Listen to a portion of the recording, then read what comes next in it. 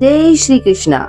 स्वागत है आपका हमारे पवित्र चैनल संस्कार कथा चित्रण में, जहां हम लाते हैं आपके लिए धर्म, पावन व्रत कथाएं और आध्यात्मिक संदेश।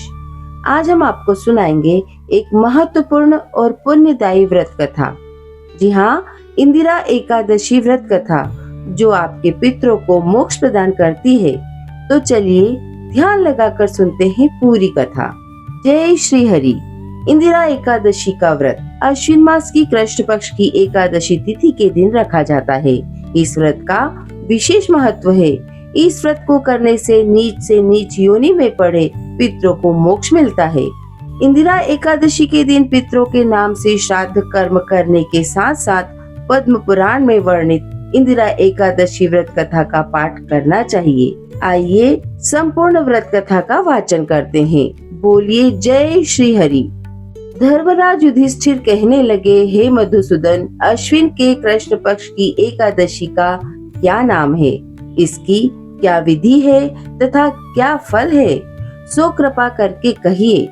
भगवान श्री कृष्ण कहने लगे, इस एकादशी का नाम इंदिरा एकादशी है। यह एकादशी पापों को नष्ट करने वाली तथा पितरों को अधोगति से मुक्त कर देने वाली होती है।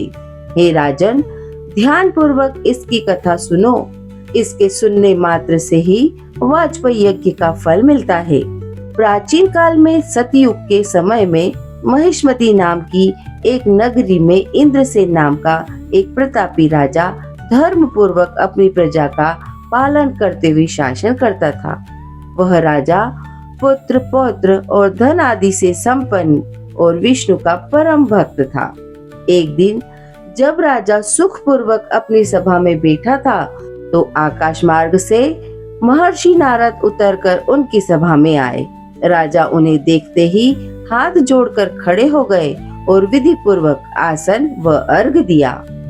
सुख से बैठकर मुनि ने राजा से पूछा कि हे राजन, आपके सातों अंग कुशल पूर्वक तो हैं। तुम्हारी बुद्धि धर्म में और तुम्हारा मन विष्णु भक्ति में रत तो रहता है।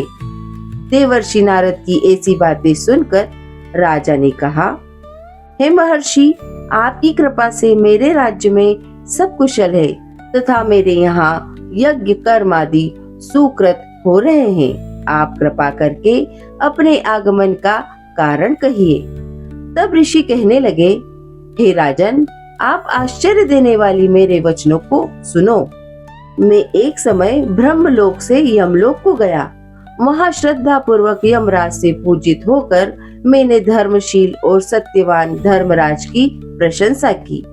उसी यमराज की सभा में महान ज्ञानी और धर्मात्मा तुम्हारे पिता को एकादशी का व्रत भंग होने के कारण देखा। उन्होंने संदेशा दिया, सो मैं तुम्हें कहता हूँ। उन्होंने कहा कि पूर्व जन्म से कोई विघ्न हो जाने के कारण मैं यमराज के निकट रह रहा हूँ। सो हे पुत्र, यदि तुम अश्विन कृष्ण इंदिरा एकादशी का व्रत मेरे निमित्त करो तो मुझे स्वर्ग की प्राप्ति हो सकती है। इतना सुनकर राजा कहने लगे, हे महर्षि, आप इस व्रत की विधि मुझसे कहिए। नारद जी कहने लगे, आश्विन माह की कृष्ण पक्ष की दशमी के दिन प्रातः काल श्रद्धा पूर्वक स्नान आदि से निवृत्त होकर पुनः दोपहर को नदी आदि में जाकर स्नान करें। फिर श्रद्धा पूर्वक पितरों का श्राद्ध करें और एक बार भोजन करें।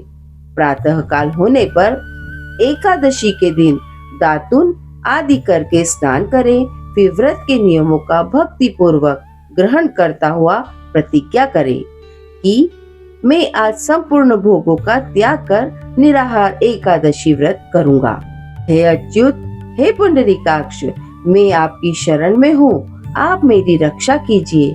इस प्रकार नियम पूर्वक शालिग्राम की मूर्ति के आगे विधि पूर्वक श्राद्ध करके योग्य ब्राह्मणों को फलाहार का भोजन कराएं और दक्षिणा दे। पितरों के श्राद्ध से जो बच जाए उसको सूंघ कर गायों को दे तथा धूप, दीप, गंध, पुष्प आदि नैवेद्य सब सामग्री से ऋषिकेश भगवान का पूजन करें। रात में भगवान के निकट जागरण करें। इसके पश्चात द्वादशी के दिन प्रातः काल होने पर भगवान का पूजन करके ब्राह्मणों को भोजन कराएं। भाई बंधुओं, स्त्री और पुत्र सहित आप भी मौन होकर भोजन करें। नारद जी कहने लगे कि हे राजन, इस विधि से यदि तुम आलस्य रहित होकर इस एकादशी का व्रत करोगे तो तुम्हारे पिता अवश्य ही स्वर्ग लोक को जाएंगे। इतना कहकर नारद जी वहीं अंतर्ध्यान हो गए। नारद जी के कथन अनुसार राजा द्वारा अपने बांधवों तथा दासों सहित व्रत करने से आकाश से पुष्प वर्षा हुई और उस राजा के पिता गरुड़ पर चढ़कर विष्णु लोक को गए। राजा इंद्रसेन भी एकादशी के व्रत के प्रभाव से निष्कंटक राज्य करके अंत में अपने पुत्र को सिंहासन पर बिठाकर स्वर्ग लोक को गए। हे युधिष्ठिर, यह इंदिरा एकादशी के व्रत का महात्म मैंने तुमसे कहा। इसके पढ़ने सुनने से मनुष्य सब पापों से छूट जाते हैं और सब प्रकार के भोगों को भोग कर वैकुंठ को प्राप्त होते हैं। बोलिए विष्णु भगवान की जय। जय श्री हरि। दोस्तों, यह थी इंदिरा एकादशी व्रत कथा। यदि आपको यह पवित्र कथा अच्छी लगी हो तो कृपया इस वीडियो को लाइक करें, अपने प्रियजनों के साथ शेयर करें ताकि वे भी पुण्य प्राप्त कर सके। और ऐसे धार्मिक व्रत कथाओं के लिए हमारे चैनल संस्कार कथा चित्रण को सब्सक्राइब करें और बेल आइकन जरूर दबाएं ताकि नई वीडियो का नोटिफिकेशन आपको मिल सके। धन्यवाद। जय श्री कृष्णा।